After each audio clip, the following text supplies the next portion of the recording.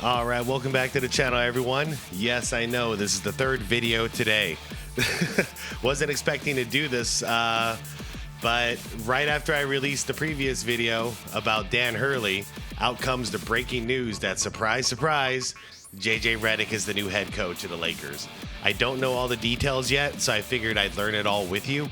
And yeah, let's just get right to this so we get this video out today. And yeah, after this, I got a video coming out tonight.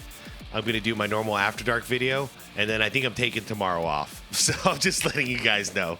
So yeah, don't freak out if I disappear tomorrow for a little while. All right, 4 videos in one day is too much, man. But all right, here we go. Let's check this out. A guy with no coaching experience and LeBron's podcast partner is about to be the Lakers coach, and Bron wants us to think he has nothing to do with it. Oh, really? By the way, very unprofessional of me. This is by AM Hoops. It's called Breaking. LeBron hires JJ Redick as head coach. I love that. I love that title. All right, my bad. As always, I'm going to link the video down below for the AM Hoops vid. You guys know the drill. All right, here we go. We know that the LA front office wanted Dan Hurley, but not that bad. They made him an offer to be the 6th highest paid head coach. Not exactly a Godfather offer. Sources have described Lakers officials as infatuated with Redick and view him as a Pat Riley-like coaching prospect. What? Pat Riley? Guy who's won 5 titles as a coach, 3-time coach of the year. It is so Lakers to set the bar that high when they don't have to. But other seriously, why put that kind of pressure on JJ? Pat Riley's the freaking Godfather. People like Hall of Famer George Karl say it's kind of like the start of a joke. One of the most hated Dookies ever with 0 coaching experience is offered the ultimate head coaching position with the LA Lakers. Ex-Laker Byron Scott isn't sure. Paul Pierce says LA's not even serious about winning anymore. But my favorite comment was Colin Cowherd on JJ's backwards hat. I didn't hear a word LeBron said. I couldn't stop staring at the hat. JJ Redick's going for NBA head coaching jobs. He looks like a guy that's going to move my couch. Didn't like it. Ha! That made... All right. I'm not saying JJ's going to do a bad job. I have no idea, really. I don't think any of us do. We could just make predictions. But the whole thing is just hilarious to me because, like I said in the previous video, it seems completely scripted that JJ's going to get the job. And now that it's real, I'm not surprised at all, you guys. I don't know about you. I left that last video going, I know 100% JJ's going to get the job, no matter how ridiculous this seems. Because it makes perfect sense. He gets to skip being an assistant coach. He gets to skip all of that work now, right into head coaching. Yes, he's going to be LeBron's scapegoat, and I think JJ knows it, but he doesn't care because he gets to be a head coach now. For the rest of his life, he gets to be a head coach because of this. Might be a little too far, but there is a huge thing all these people are missing about JJ Redick. Dude was the LeBron of his town growing up. JJ was 5'6" as an 8th grader, but was so athletic he started in basketball and baseball. In 6th grade, JJ led his AAU team deep in the national tournament with a broken thumb. After that, flew home to pitch in the AAU national title game. So after a 2-week hoops tournament on very little sleep, he pitched 8 innings and struck out 15 batters. Dude, did you guys know about this? That he played baseball? I know in college he was solid as a basketball player. I didn't know he played baseball too. He looks like a baseball player. Look at that picture. This fits JJ Redick more than it fits basketball. Wow. The championship. As a senior in high school, he played with a painful heel injury but scored 43 to win the state title. The next day he couldn't walk, but legendary Duke coach Mike Krzyzewski was in the gym. He liked pressure. He liked to be the one to produce under pressure. Not many kids show that ever, but certainly not that early. JJ got that style from his parents, who were vegetarians and homeschooled him until high school, which turned out to be a problem. When JJ got to Duke, He got in so much trouble, it almost cost him everything. He had immediate success as a freshman, scoring 15 points, 16 as a sophomore. But in the Final Four, Duke lost an 8-point lead to UConn. With 5 seconds left, down 2. JJ got an open look to send Duke to the national championship and missed the biggest shot of his life. Damn. Instead of sympathy and a pat on the back, Coach K told him, "You are overweight, under-disciplined, and uncommitted to fulfilling your potential." See, after Wow. Coach K, man. Coach K saying it as it is. going to college, JJ went crazy with his new freedom. Ate fried chicken and burritos every day. Was once caught in a dorm by police with people smoking weed. Yeah. But coach calling him out only made things worse. I would wake up at like 2 p.m. in the afternoon. I'd start chugging beers. I'd have a burrito, party through the night, wake up at 2 p.m. I did that for 2 straight weeks. No one knew where I was. One day I get a rap at noon on the door of the apartment, and it's Coach Collins and Coach Wojo. I weigh 195. I'm 225, bro. I'm fat. I'm fat as. It was basically an ultimatum. It was like, dude, we're not going to kick you off the team. We're not going to kick you off camp, out of school, but you need to get together, and like we're going to get you, the help you need. So like I started seeing a therapist. They put me on a hourly schedule that summer. 8 a.m. wake up, 9 a.m. check-in, 10 a.m. class. That was life-changing. Yeah. Because that became the rest of my life. It's true. Wow. See, I didn't know it went that far with him in college. He was really living up that university life. JJ became famous for his work ethic in the league. He attempted 342 game speed shots every day in the offseason. There are 7 spots on the floor to shoot from. 20 threes, 20 mid-range twos from each spot, 3 one-dribble pull-ups going left, 3 going right, plus 20 free throws. 342, obviously. But even with that work ethic, he was almost a bust. JJ slipped to 11th in the 06 draft despite winning College Player of the Year. Critics said, yeah, teams got him in workouts, and he was just another white, overrated system player at Duke. He got to a good Orlando team that made the finals his 3rd year, which also meant very little playing time, and he requested a trade in year 2. But 2 teammates got injured, which opened up opportunity. By his 5th year, JJ averaged double digits and got votes for 6th man of the year. The Magic traded him in 2013 to the Bucks, where he struggled again to find a role. He was bad on defense, lacked size and strength, but everything changed in LA. Not only did the Clippers need a shooter to space for CP3 and Blake Griffin, the NBA was becoming a 3-point dominated league. So the next 4 years, he averaged 16 points on 44% from deep, one of the best role players in the game. He was more valuable in his 30s than he was in his 20s. Yeah, if he got drafted now in today's game, like right now, and he just started, I think he'd have a much more successful career. But by the time he was on his final years, that's when the game shifted in his favor. And that almost never happens. So I can see why the Lakers like him so much. He's got chemistry with LeBron, an insane work ethic, and is obsessed with the game. But is JJ being set up to fail? The last 2 Oh yeah, 100%. This whole thing is really cut and dry for me. It's really simple. Jeannie already said a while back that her main priority is to make LeBron happy.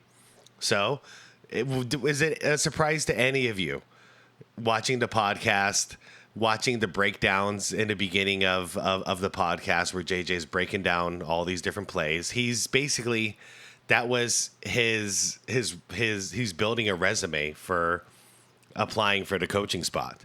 And then you've got LeBron in Jeannie's ear saying, hey, I like this guy. I want this guy to coach me. Well, what do you guys think was going to happen when you've got someone like Jeannie who's not gonna go out and do the thing that's best for the team, but is just going to appease LeBron? This was all scripted. Like, this was all going to happen no matter what. No matter what. It makes me wonder about that offer to Dan. Like, was that even a real offer? I don't know. I really don't know. Somebody on the side might have just said, like, hey, this ain't real. We're just doing this for media.